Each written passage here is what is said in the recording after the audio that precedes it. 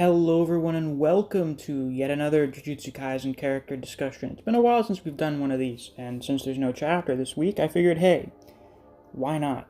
So, for today's character discussion, we're going to be talking about Kokichi Muta, also known as Mechamaru. So, before I get into that, I of course have to mention my subscriber goal for 2021, hitting 5,000 by the end of the year. So if you're already a fan of my videos and you're not subscribed, you might as well, and help me reach that milestone.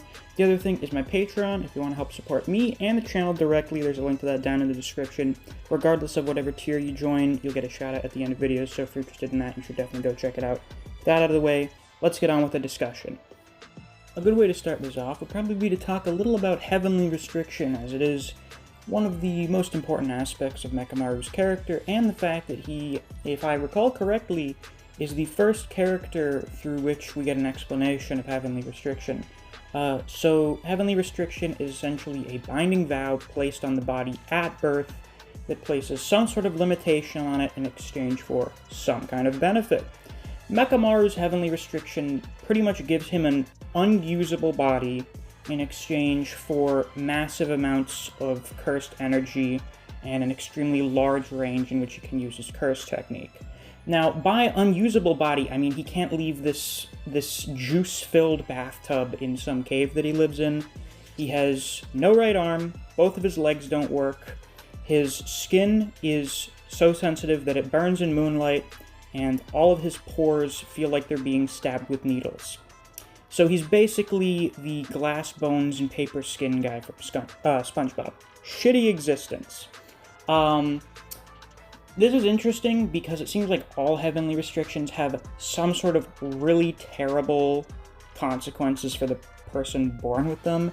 Mechamaru's are, like, directly physically terrible for him, but for the other people who've had Heavenly Restriction, Maki and Toji, their Heavenly Restrictions have been pretty good in comparison when it comes to the direct effect on them, but the social consequences that come about because of their Heavenly Restrictions are where all the bad stuff happens.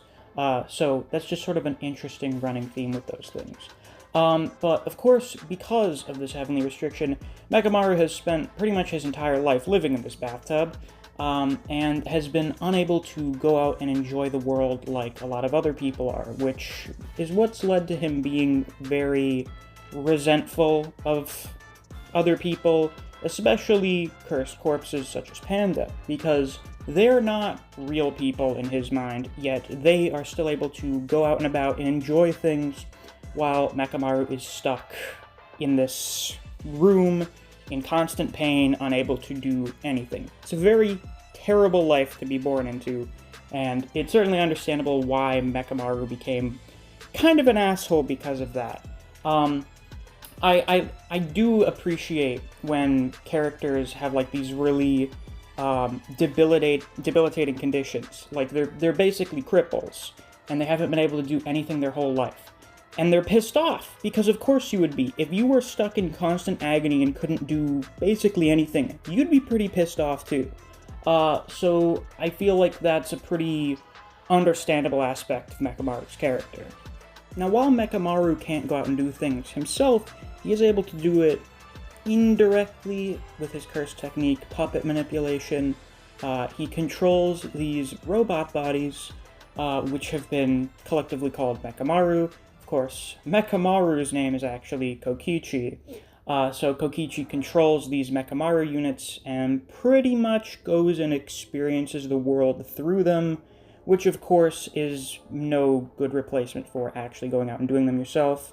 If you can imagine what it's like, we've been dealing with a pandemic for the past year, and a lot of people haven't been able to see their friends and family members. It's mostly just been, like, phone calls and video chatting.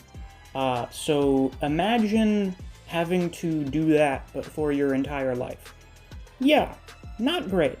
And this created a desire within Kokichi to be able to leave and meet up with the rest of his classmates, especially Miwa, because they have, like, kind of a thing going on. Or, you know, they did. Miwa very clearly had romantic feelings for him to some extent. She did, after all, get him some batteries on Valentine's Day. So these two basically had, like, the only canonical romantic relationship in the series. There's not really, like, a lot of, as far as I can tell, there's not, like, a lot of shipping going on, in Jujutsu Kaisen, unlike some other series like My Hero and stuff like that. There's not really much of that here. And Kokichi and Miwa had pretty much the only canonical romantic relationship out of any characters in the whole series. That ended really well. But yeah, that basically gave Kokichi further reason to eventually want to be able to leave this place, and be able to meet up with his classmates. He didn't want them to have to, make sacrifices in order to go see him. He didn't want them to stoop down to his level in order for him to be able to see them. He wanted to be able to go to them himself.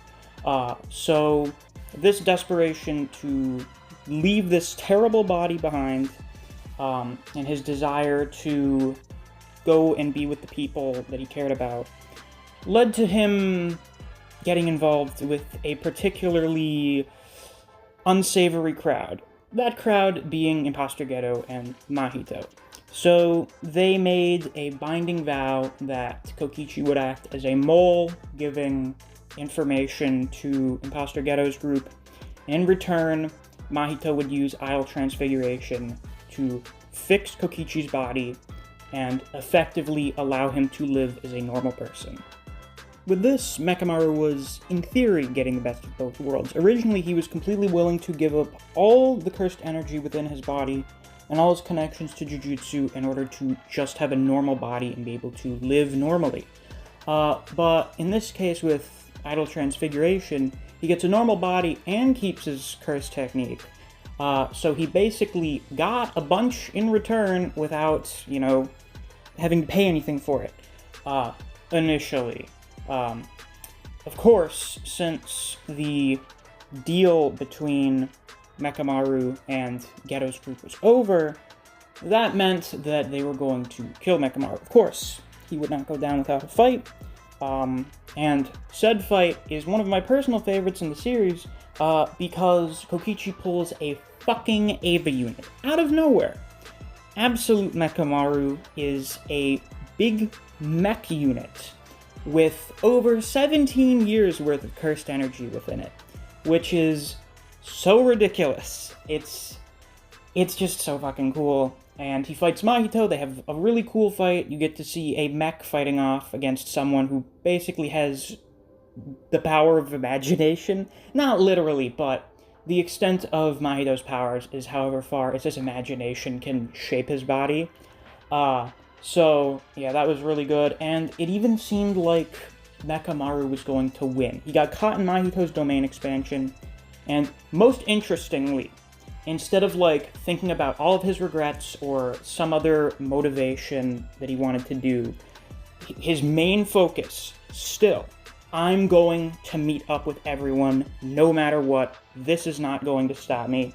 So, he made use of the simple domain scrolls that he had within Absolute Mechamaru, the technique that he learned from watching Miwa, and he seemingly defeats Mahito. Of course, this does not actually happen, and Kokichi ends up getting killed by Mechamaru. Or, not by Mechamaru. That'd be a little awkward. He gets killed by Mahito, which is a pretty tragic thing to happen. Especially when we immediately see Miwa talking to the deactivated Mechamaru unit, thinking it's still in there, how she wants to visit him. Pretty sad stuff. However, this is technically not the end for Mechamaru because of his little communicator things that he had been powering with his own cursed energy, and he provides assistance to the others in Shibuya, and this ends up being immensely important because he basically saves Yuji's life in his fight with Chozo. But Mechamaru doesn't do too much in Shibuya, because he needs to save up his energy for something important, and this important thing is giving his last words to Miwa, pretty much telling her that, I made a mistake, I wanted to protect you, and I can't do that, but as long as you're happy, my wish will have become true, so be happy, Miwa. and that's the end for Mechamaru. So I'm wondering what sort of impact he will have on the story going from here. I definitely think Mechamaru is going to have a lasting impact on Miwa's character, of course. He was someone that she was romantically interested in, basically lost her first love, so I do think it's going to be very important for her going forward. And yeah, like, props to Mechamaru. He's probably one of the most interesting, fleshed out side characters we've gotten in the whole series. And it was pretty sad to see him go. But he was pretty awesome while he was here, so I guess we can give him that at least. So with that, that's all I have to say for this Jujutsu Kaisen character discussion. If you enjoyed, please be sure to like, comment, subscribe, and click that notification bell so you don't miss any of my uploads. I do Jujutsu Kaisen chapter reactions and reviews every week. None this week, of course, because no chapter, but on weeks we do get chapters, you can expect those from me. If you enjoy other series such as Record of Ragnarok, Kengan Omega, Black Clover, and Kaiju number 8, I do videos in those series as well, so if you're interested in those, you should definitely check out my channel. If you enjoy discussing Jujutsu Kaisen with other people, or you just enjoy the content I produce on this channel, I highly suggest you check out my Discord server. I have a link to that down in the description.